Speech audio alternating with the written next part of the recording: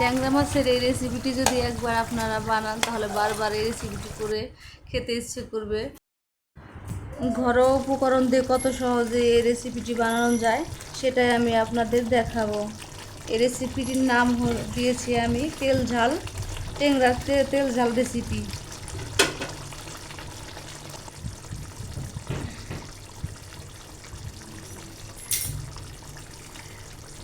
কত মজাদার একটা খাবার, এই খাবার গরম ভাতের সাথে খুবই ভালো লাগে। ট্যাংরা মাছের তেল ঝাল।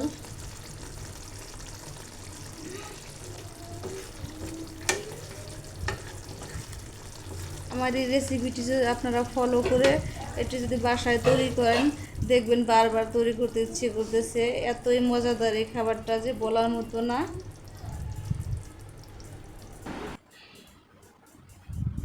সর্ষের তেলের সাথে ভাজা ট্যাংরা মাছের সঙ্গে মশলার ঝাল মিলিয়ে তৈরি এই রেসিপিটি গরম ভাতের সাথে খেতে দারুণ লাগে। এর সুস্বাদু স্বাদ ও ঝাঁঝালো গন্ধ বাঙালি খাবারের ঐতিহ্যকে প্রতিফলিত করে। আর কথা না বাড়িয়ে চলে যায় মূল রান্নায়।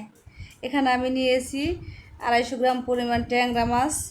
আর এর জন্য কী মশলা লাগবে সেগুলো নিয়েছি জিরা, আদা, রসুন, শুকনা মরিচ, এগুলো আমি পেস্ট করে নেব।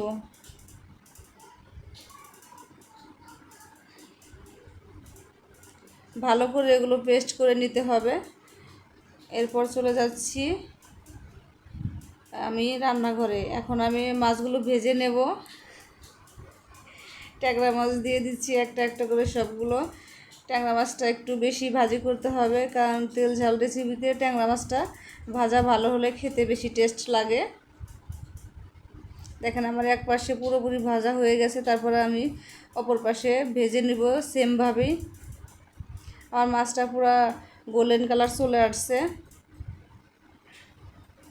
আমার মাছগুলো ভাজি হয়ে গেছে, এখন আমি এগুলো নামিয়ে নেব।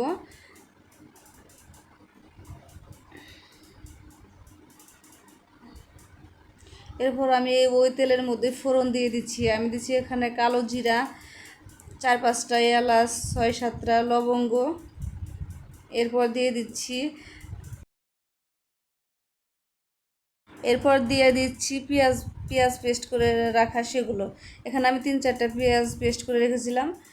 পেঁয়াজটা একটু ভাজা ভাজা হলে এরপর দিয়ে দেব হলুদের গুঁড়া, ধনিয়া গুঁড়া, মরিচ গুঁড়া, পরিমাণ মতো লবণ।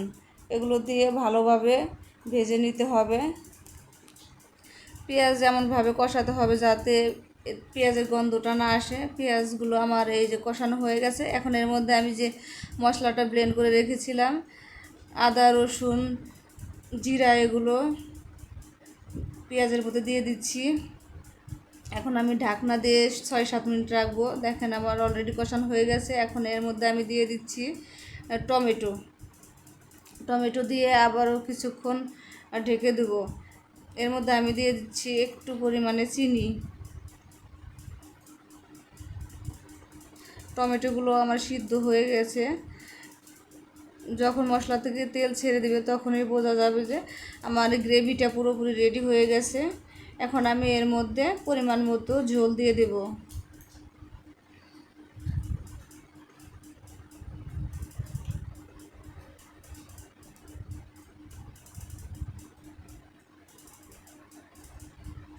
আমার তরকারিটা বলক এসে গেছে।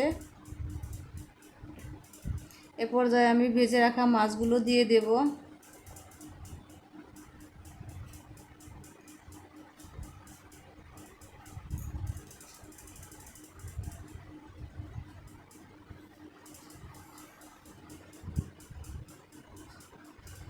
মাছ দিয়ে দেওয়ার পর আবার 4-5 মিনিটের জন্য ঢাকনাতে রেখে দেব। 4-5 মিনিট পর আবার ফিরে আসলাম। আমার অলমোস্ট হয়ে গেছে। দেখেন কত সুন্দর একটা কালার আসছে, আর উপর দিয়ে তেলে উঠে গেছে।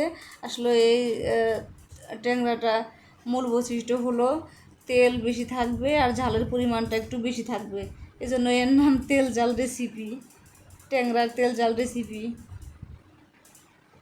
এ পর্যায়ে এর মধ্যে আমি দিয়ে দিচ্ছি 1 চামচ জিরার গুঁড়া। এগুলো ভালোভাবে মিশিয়ে নিতে হবে। তারপর দিয়ে দিচ্ছি 4-5টা কাঁচামরিচ চিড়ে দিচ্ছি, এগুলো জাস্ট ফ্লেভারের জন্য। এরপর দিয়ে দিচ্ছি ধনিয়া পাতা, এগুলো দিয়ে আর একটু ভালোভাবে মিশিয়ে নিতে হবে।